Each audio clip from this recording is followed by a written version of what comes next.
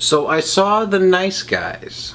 Hi everyone, I'm Brandon Prosek and this is the So I Saw show reviewing Shane Black's latest film starring Ryan Gosling and Russell Crowe. If you haven't seen this review show before, we like to break things down into where I talk about the bads, the goods, have a tiny little spoiler section, and give you my overall rating. Also like to give a quick shout out to Charlie and Bethany Duber, who jumped from the audio to the video world on here on Entertainment Buffet with a video podcast called Movie Trailer Trash. Please click right here and check out their thoughts on the newest Assassin's Creed trailer, and they're going to be doing that around every other Monday or so with new trailers. But let's not waste any time, let's jump right into the film. First I'm going to talk about the bads.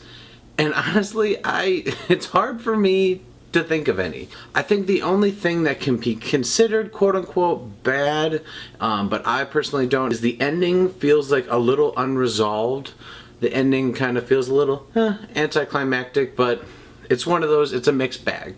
I think one of the only other bad things about this movie, and this is more so with the marketing department than it is with Shane Black and the actual filmmaking, I wouldn't say the best jokes of the movie, but some of the better ones were kind of revealed in the trailers, and I kind of wish they left some of those in the movie for the surprise in the theater, or there were some that were in the trailers that were kind of cut. And believe it or not, that's pretty much the only quote-unquote nitpicky bad things I have about this movie. Let's jump on over to the great things.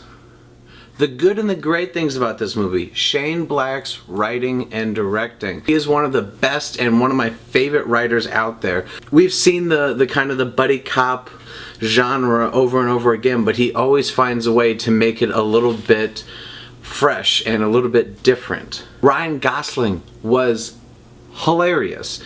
He shined in this movie. Really enjoyed sort of the complexities of his character as the film's going along. You're starting to learn more and more about his backstory with him and his daughter, and you kind of think he's just this drunk at first. When he turns out later, you feel for him. I also enjoyed the fact that even though he is this drunk and, you know, just some low-level PI, he's not an idiot.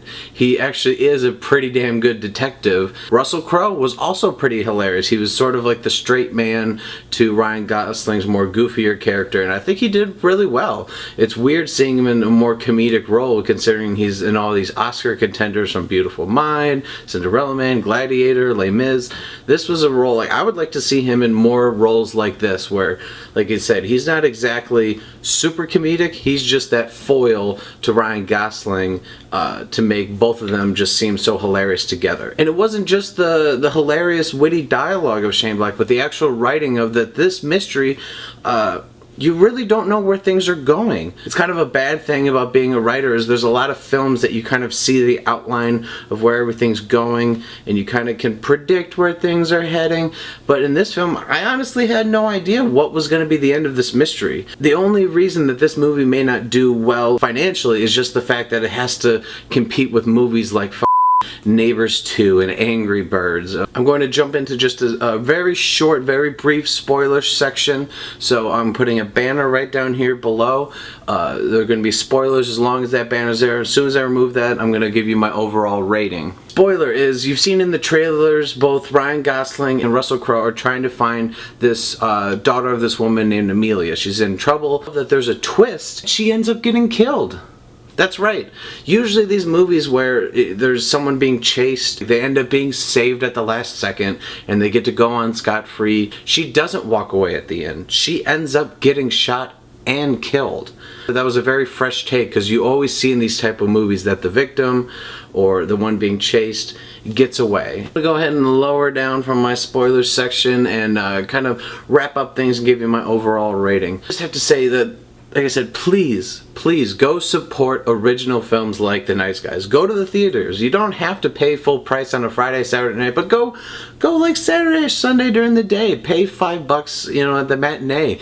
But just go see it in the theaters. Don't wait for it on Redbox. Sure, I love Star Wars. I love the Marvel movies. I love X-Men. I love all that stuff. Not saying I want that to go away, but I don't want these original movies to go away either. I want both.